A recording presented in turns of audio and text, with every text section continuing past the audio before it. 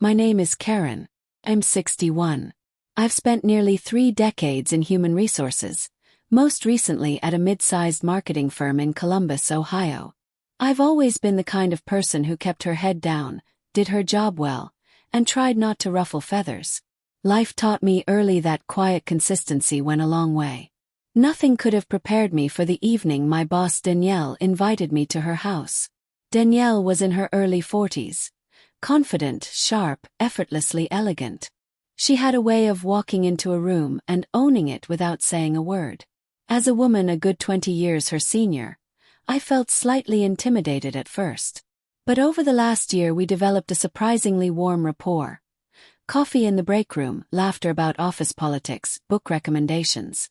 Still, when she invited me over one Thursday afternoon, I assumed it was strictly professional. "I'd love your input on something," she said, standing just outside my office door. "Could you come by my place this weekend? Saturday evening, maybe?" I blinked, caught off guard. "Oh sure, course. Is it about work?" She smiled, soft and unreadable. "In a way. I just think you'll understand what I'm trying to figure out." The cryptic nature of it should have made me wary. Instead I felt intrigued. Saturday arrived cold and crisp. The sky was that rich winter blue that comes just after sundown. I parked outside her beautifully restored Craftsman, ivy climbing one side, and sat for a moment with a nervous flutter in my chest I couldn't name. Danielle opened the door before I knocked, as if she'd been waiting just behind it. She wore a simple maroon sweater and black slacks, barefoot on the hardwood. The scent of mulled wine hung in the air, mixed with something vaguely spicy, clove or sandalwood. "You look wonderful," she said, ushering me inside. I gave a polite laugh and brushed the compliment off. "Thanks. I just threw something on." "No," she said gently, her eyes briefly scanning my face. "You look peaceful. Like someone who knows exactly who she is." That comment stayed with me as we settled into her warm, lamp-lit living room. She poured us both wine. We sat across from each other, legs tucked under us like old friends. We talked about work, my garden, her kitchen remodel. Then the mood shifted. "Can I ask you something personal?" she said, voice softer, wine glass resting against her knee. I nodded, a little unsure. "Have you ever had a moment where you realized you've been living a version of your life that wasn't really yours? Like you were following all the right steps, doing everything expected, but somewhere along the way you just forgot to ask yourself if it was what you wanted?" The question hit harder than I expected. I stared at the rim of my glass, watching the light shimmer through the red liquid. "I think," I said slowly, "I've spent most of my life living inside the lines, like a coloring book. No surprises, no mess. And lately I've been wondering what I missed by staying inside those lines." We sat in a silence that wasn't awkward but full, something unspoken that we both understood and weren't yet ready to name. Danielle reached out and gently touched my hand. It wasn't bold or inappropriate. It was grounding, warm, comforting. "You've always seemed so composed at work," she said.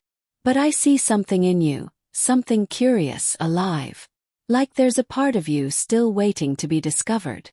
Her words stirred something in me. Not desire exactly. Recognition. Someone had seen a version of me I'd forgotten existed, and had named it, honored it. I found myself opening up in ways I hadn't in years. I told her about my husband Mark, who had passed 8 years earlier. About how lonely the nights got. About wandering grocery store aisles just to hear human voices. About the quiet fear that I disappeared into a routine no one would notice if I vanished from. She listened.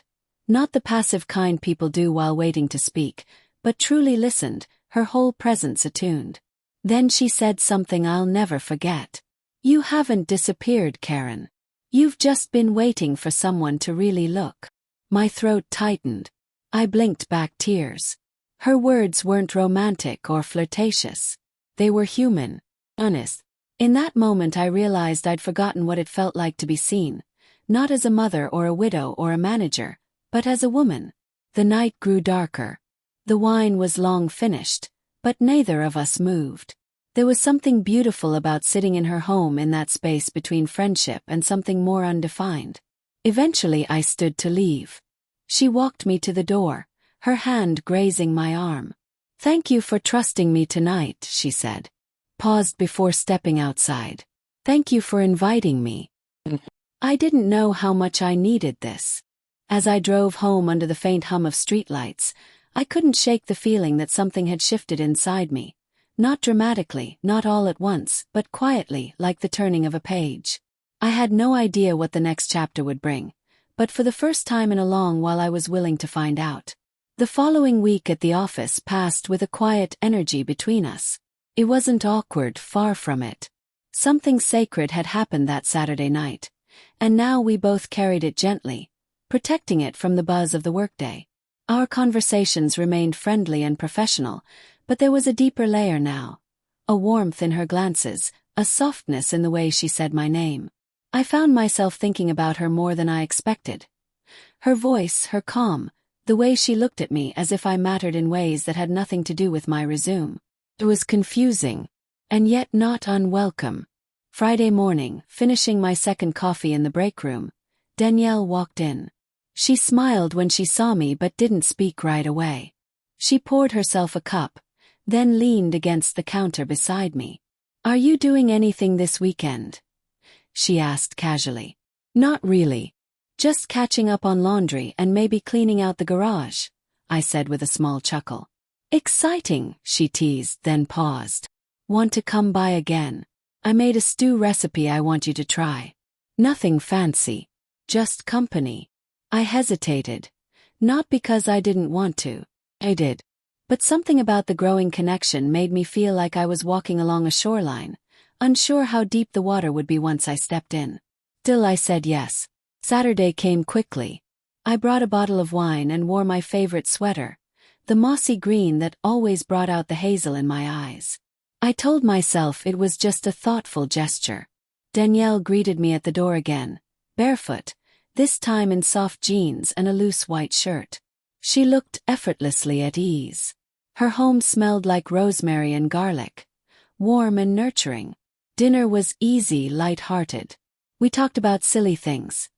Music from the 70s, terrible dates we'd once suffered through, weird office gossip. I laughed more than I had in months. My shoulders felt lighter. After dinner we settled into the living room, closer together on the couch this time. I noticed the way our knees almost touched. Neither of us moved away. "You seem different tonight," Danielle said softly. "Different how?" "Lighter. More open." Gave a small shrug. "Maybe I just feel safe here." Her eyes met mine. Something passed between us. Tender, unspoken, steady. She reached for my hand again, but this time she didn't let go. "You don't have to explain anything," she said. "I just want you to know I see you, Karen. And I like what I see." My heart thudded.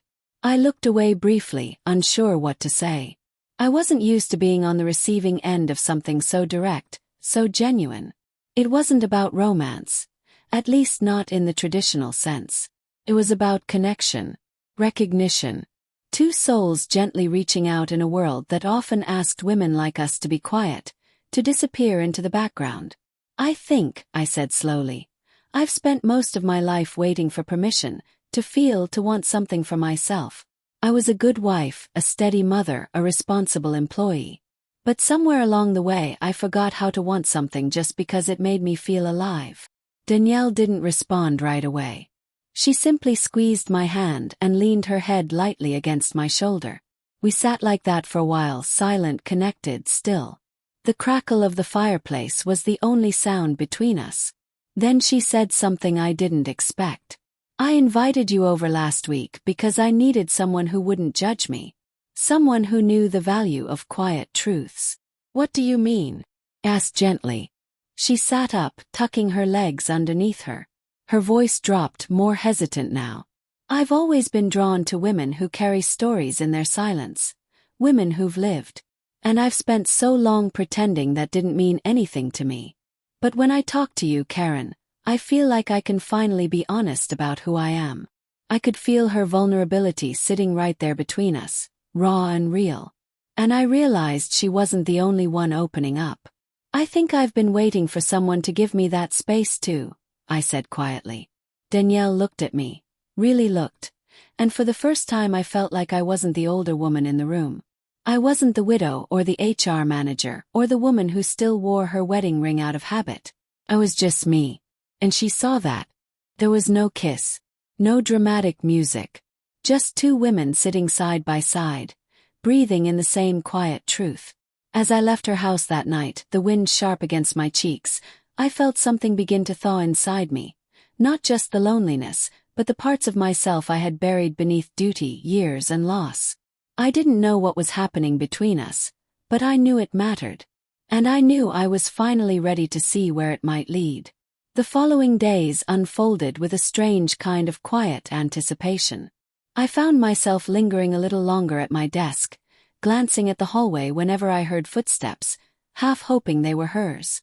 We kept things professional in the office, but the air between us had shifted, like a familiar melody now carrying new, tender lyrics. A longer glance during meetings. The way her hand would rest on the back of my chair a second too long. How our fingers occasionally brushed when passing papers. It wasn't inappropriate. It was private. And in those fleeting moments I felt more alive than I had in years. That Friday, as we passed each other near the elevator, she looked at me and said, "Come by tomorrow. I want to show you something." No explanation. No details. I simply nodded. Saturday came with soft rain, the kind that tapped gently against the windows and made everything outside look slightly blurred and dreamlike. I wore a navy blue blouse and simple silver earrings, things I hadn't reached for in a while. Not because I wanted to impress her exactly, but because I wanted to feel present. When I arrived, Danielle was in the kitchen, hair tied back loosely, sleeves rolled. She looked up and smiled, not wide or performative, gentle, welcoming, real. "I made tea," she said. "Thought we could sit on the sun porch. Rain sounds beautiful out there." I followed her to a small glass-enclosed porch overlooking the backyard. Dim, lit only by soft lamps and the misty light filtering through the rain-streaked windows. Cushions scattered across the floor. A woven throw. The faint scent of jasmine from a candle. We settled in, legs crossed, hands warming around mugs. The rain whispered around us like a lullaby for grown-ups who had forgotten how to be still. "I've been thinking about what you said," Danielle began. "About waiting your whole life for permission. That stayed with me." I nodded slowly. "It's strange how we do that, isn't it? How we silence our own voices because we think it's safer." She looked at me for a long moment. I grew up hiding parts of myself, not because anyone told me to, but because I was afraid they wouldn't understand. And that fear doesn't always go away just because we grow older. There was something in her voice that broke me a little, because I understood it deeply. "I hid after Mark died," I said. "Not on purpose, but in little ways. I stopped going to dinner parties. I let friendships fade. I became this quiet version of myself that didn't ask for much, just went through the motions." She reached for my hand again. This time there was no hesitation in either of us. Our fingers intertwined easily, naturally. "You don't have to be quiet with me," she said. "Not here." I could feel tears welling, but I didn't pull away. I didn't hide. Instead, I told her things I hadn't told anyone in years. About the loneliness of being admired but not known, about the ache of empty holidays, the nights I spoke out loud to a photograph just to feel less invisible. And she told me things too. About the women she had loved but never introduced to her family. About the fear of being seen as too much, too bold, too different. We weren't confessing. We were connecting. Stitching our stories together like patches in a shared quilt of experience. Eventually the tea grew cold. The rain slowed. Neither of us moved. Danielle let go of my hand only to reach behind her and pull a small photo album from a shelf. "I want to show you something," she said, echoing her words from the day before. She opened the album and flipped to a page near the back. Old, warm-toned photographs, clearly cherished. One showed her with a woman in her 20s, both smiling under a summer sun. There was joy in the picture, but also something wistful. Her name was Elena, she said. I loved her. But I let her go because I wasn't brave enough. I looked at her, not with judgment but with understanding. She smiled. I don't want to live like that anymore. Hiding. Holding back. I reached out and closed the album gently, my hand resting over hers.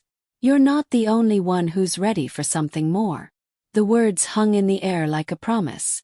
We didn't speak for a long time after that. We didn't need to.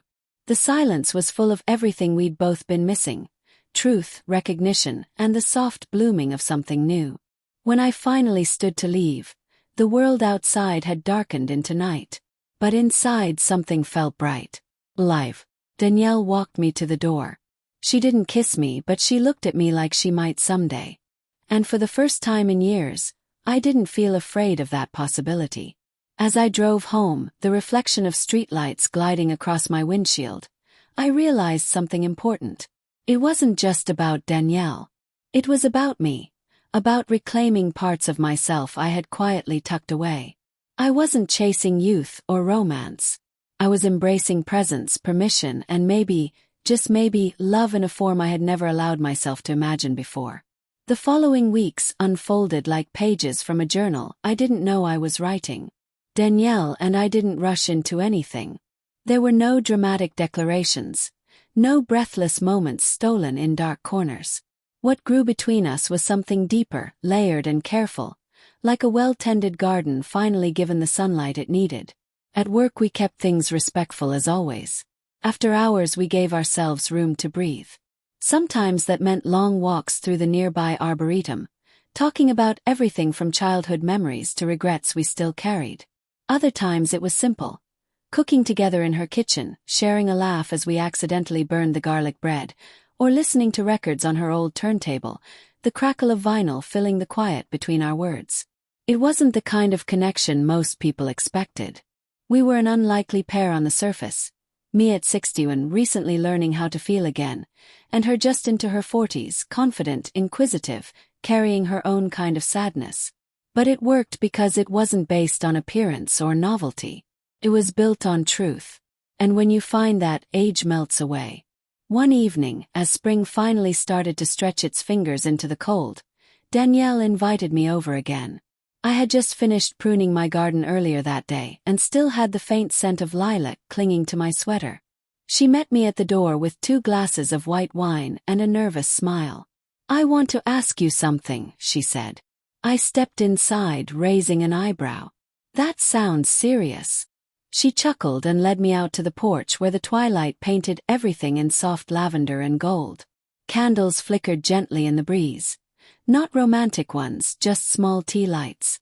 I've been thinking about this a lot, she began, her voice calm but thoughtful. About you. About us. And how unexpected this all was. He nodded. Tell me about it. She smiled. I guess I want to know if this, what we found here, is something you want to keep exploring. Without pressure. Without expectations. Just honesty. It was one of those moments where life narrows down to a single breath. Question not just about relationships, but about self-truth. Was I willing to continue choosing openness, vulnerability, change? I didn't need to think long. Yes, I said. Not because it's easy, but because I've never felt more like myself than I do when I'm with you. She reached across the small table and took my hand, her thumb brushing gently along the side of mine. The warmth of her touch wasn't electric. It was grounding, familiar, like coming home to something I'd long forgotten. That night we stayed out on the porch until the candles burned low. She told me stories from her college years. I shared memories of raising my son, who now lived across the country. We cried a little, laughed a lot, and somewhere between her leaning her head on my shoulder and me lacing our fingers together without a word, I realized something. Love doesn't always look the way we expect it to. It doesn't always come rushing in with fireworks and fanfare. Sometimes it arrives like a gentle question, asked with care and answered with truth. In the days that followed, I began to notice subtle shifts within myself. I walked with a straighter spine. I started wearing lipstick again. I reconnected with an old friend I'd let drift away. And most importantly, I gave myself permission to feel joy again. Danielle and I never labeled what we were. We didn't need to. We were companions, kindreds, two women who had lived very different lives but arrived at the same place with open hearts and steady hands. The office remained the same on the surface. But I carried something new with me now. A quiet confidence, a glow I didn't hide. People noticed. They'd say I looked more rested, lighter. And I suppose I was. One afternoon I caught my reflection in the mirror in the women's lounge. For the first time in years I really saw myself. Not just the age in my eyes or the gray at my temples, but the woman I had become. Someone who had dared to step outside the lines, who had chosen to live, not just exist. As I walked out of the room I passed Danielle in the hallway. She glanced at me with that same soft smile, the one that started all of this. And I smiled back, knowing that whatever came next, whether more nights under soft porch lights or unexpected turns down the road, I would face it fully, wholly, and without apology. 'Cause I had been seen. Because I had allowed myself to be known. And because sometimes the most surprising chapters in life are the ones that begin when you finally say yes to your own heart.